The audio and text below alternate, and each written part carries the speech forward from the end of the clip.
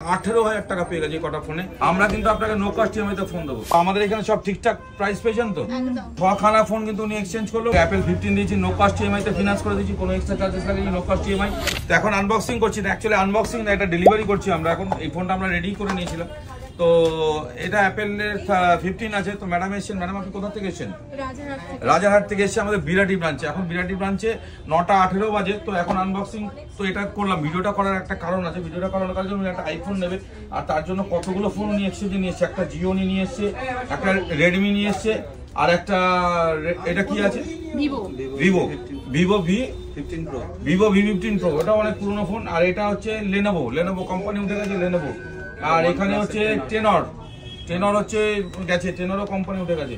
আর এখানে হচ্ছে রেডমি। তার মানে কটা ফোন হলো? 1টা 2টো 3টে 4টে 5টা 6টা।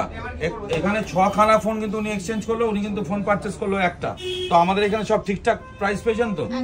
একদম। আমরা কিন্তু এই ফোন কটার দাম টোটাল কত দিয়েছি? 17,500। আর এই দুটো 500। তাহলে টোটাল 18,000 টাকা কিন্তু দাম দিয়েছি আমরা সব কটা ফোন মিলে।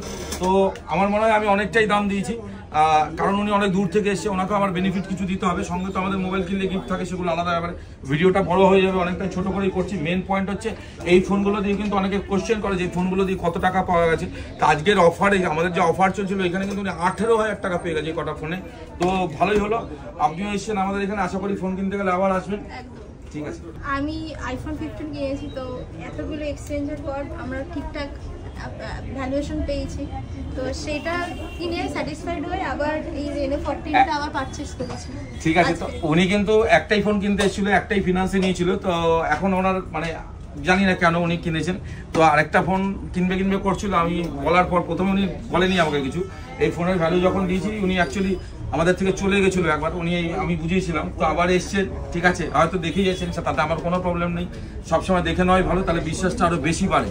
সব জায়গায় দেখে আসলে বিশ্বাসটা আরও বেশি বাড়ে। নাহলে আমি একটা বলতাম, কিন্তু উনি কোথাও কনফিউশন থাকতো কি 18 থেকে হয়তো কোথাও বেশি পাওয়া যেতে পারে। তো আমরা দিয়েছি 18,000 টাকা, সঙ্গে অ্যাপেল 15 দিয়েছি, নো কস্ট ইএমআইতে ফিনান্স করে দিয়েছি, কোনো এক্সট্রা চার্জেস লাগেনি, নো কস্ট ইএমআই। তার সঙ্গে সঙ্গে রেনো 14 দিয়েছি। তো রাজারহাট থেকে আসুন, আর যত দূর থেকে আসুন না কেন, আমরা কিন্তু আপনাকে নো কস্ট ইএমআইতে ফোন দেবো। তা যদি ভালো লাগে আরেকটা ফোন আমাদের থেকে পারচেস করলো, আমার খুব ভালো লাগলো। অসংখ্য ধন্যবাদ। আমরা যেটা লস হচ্ছিল অনেকটা আমাদের অ্যাডজাস্ট হয়ে গেল। ঠিক আছে।